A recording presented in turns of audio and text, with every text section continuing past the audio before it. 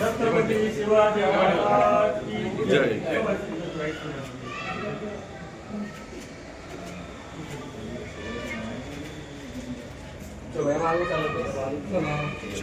मुझे अपनी चरण की और तेरे से कुछ नहीं मंगना, और तेरे से कुछ नहीं मंगना।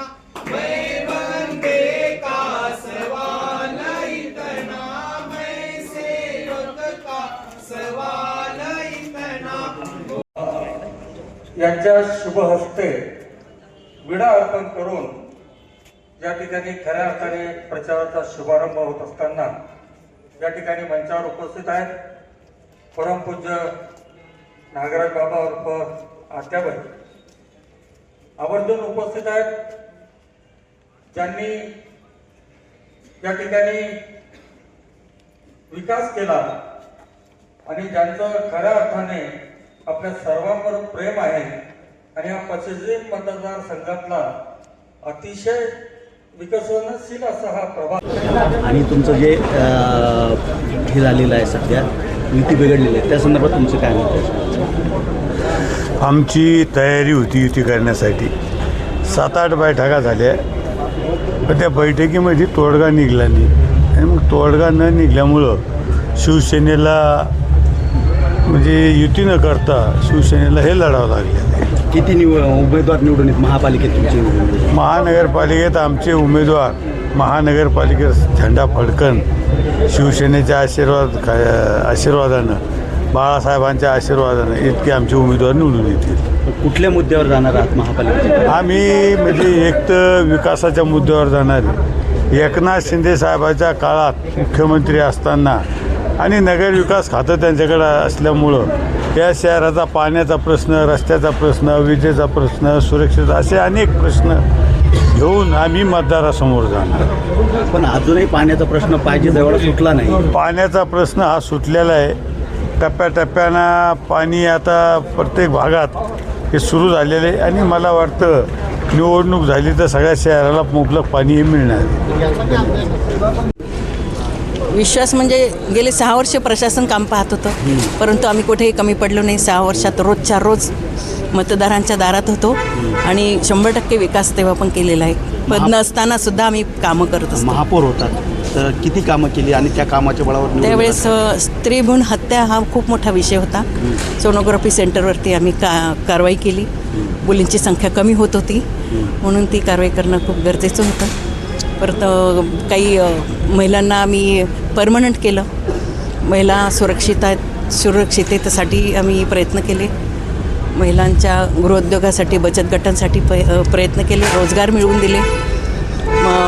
मनपाचे जे विद्यार्थी असतात त्यांना आम्ही इस्कॉन खिचडी सुरू केली होती।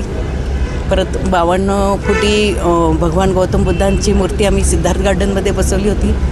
अतिक्रमणचा खूप मोठा विषय होता त्यावेळेस, तर आपल्या सर्वांना माहिती आहे खूप मोठा अतिक्रमणची आम्ही कारवाई केली होती।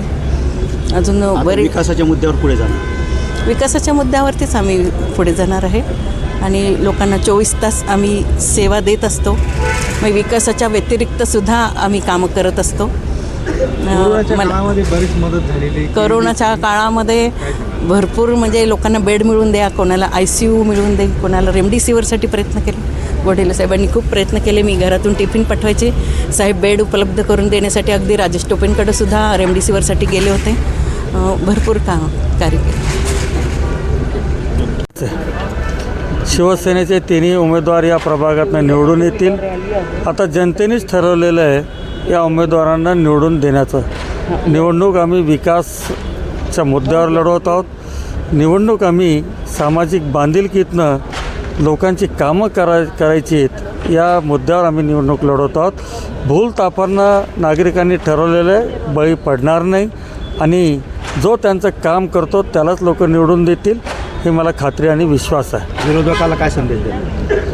विरोधकाला सांगेल आता अभ्यास करा म्हणजे पुढच्या वेळेस तुम्हाला कामाला येईल। आता अभ्यास न करता उमेदवार म्हणून तुम्ही आलात, पहिले आत्मपरीक्षण करा, आपण या वॉर्डाकरता काय केलं, या प्रभागाकरता काय केलं, तिकीट मिळवणं सोपं आहे, उमेदवार मिळत नव्हते म्हणून उमेदवारी अर्ज तुम्हाला मिळालेले आहेत. तुम्ही फार भाग्यवान आहात की तुम्हाला पडण्याचं भाग्य त्यांच्यामुळे मिळणार आहे या वॉर्डात. विरोधक कोणला मानतात? कशाचे विरोधक आणि कशाचं काय? लोकांनीच ठरवलं आम्हाला निवडून द्यायचं. कशाचे विरोधक?